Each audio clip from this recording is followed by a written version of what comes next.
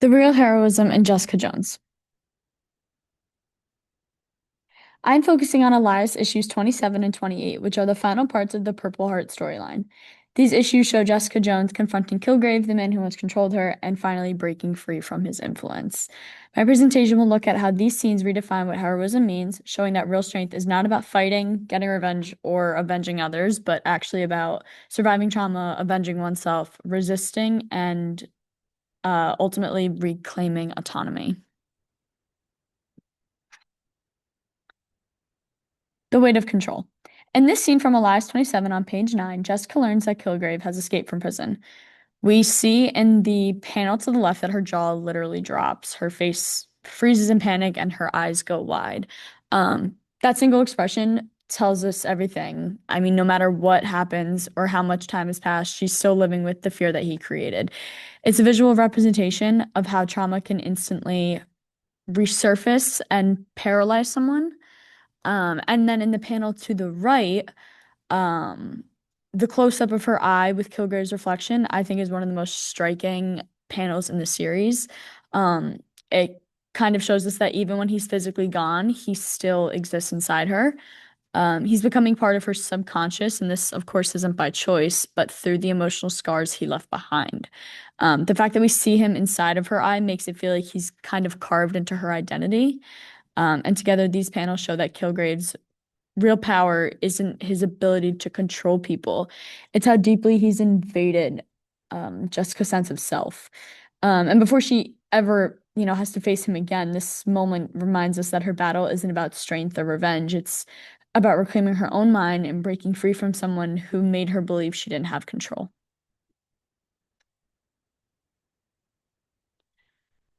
The turning point.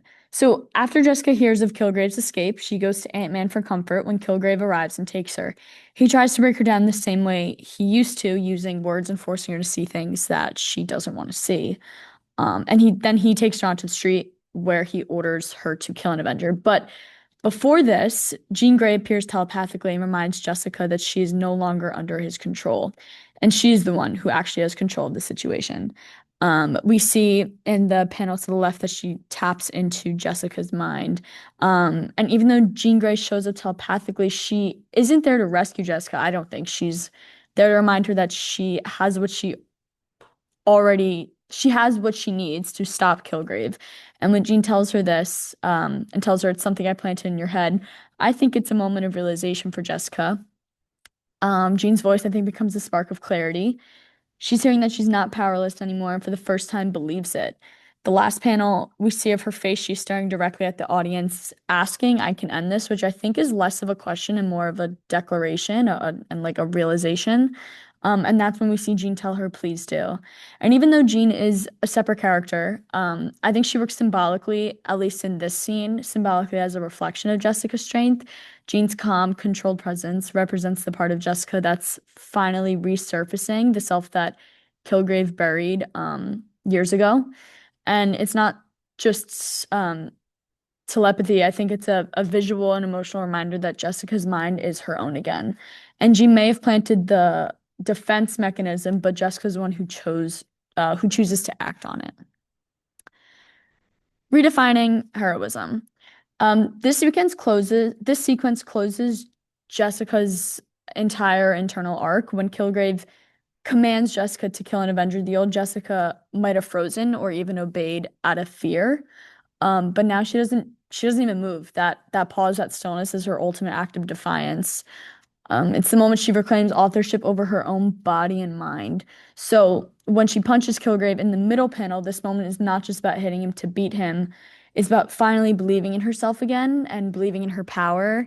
Um, and I don't think it's even an act of violence. I think it's clarity, and the panel captures the difference between rage and ultimately resolution. She's ending what he started and asserting her own autonomy.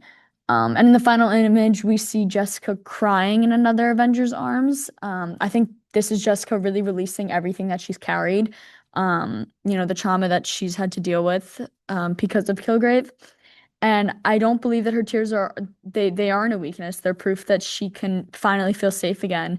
And the embrace from one of the Avengers I think really shows Jessica that she's not alone and she does have a community that supports her. We in the panel we see everyone saying, "Oh my God, oh Jessica, you did it. You did it. Look at you." Um, and I think this is a contrast to the isolation Kilgrave forced on her. She finally has a group of people that are there for her, which I think she hasn't felt in a while. And I think that's where the idea of heroism shifts. It's not about even having power over others or victory. It's the strength to face pain, reclaim yourself and your identity, and keep moving forward. Jessica doesn't reclaim control just by overpowering Kilgrave and punching him and all that. She does it by taking back control of her own life and fighting for herself. Something I noticed was the cover art and the differences between issues 27 and 28. In issue 27, it shows Jessica trapped inside of Kilgrave's like silhouette. She looks completely consumed by his presence as if she's a prisoner. He has this kind of control over her, but in issue 28, that gets flipped. She's breaking out, standing on her own, and is finally free. We see the color purple kind of disappearing. And now we see like a range of different colors, green, red, yellow, pink, blue. There's no more really just purple on it. Um, and I think it's such a powerful artistic choice that perfectly captures her mental state changing from confinement and fear to finally independence and fully reclaiming autonomy. So, just some ending remarks. Out of all the superhero stories we have read, Jessica Jones stuck with me the most. And I say this because while she might be a superhero living in a fictional world, her story feels really real. She's a character who's been through something deeply traumatic, and she's forced to face it head on. And at the end of the day, she's given two choices. She can either stay consumed by her fear or take her power back and move forward. And I don't, that isn't just a comic book plot, it's a human experience. Jessica shows that trauma can shape you without defining you. Even if it leaves scars, it doesn't have to control your life. It's not a part of your identity. And you can still find joy and peace and strength again.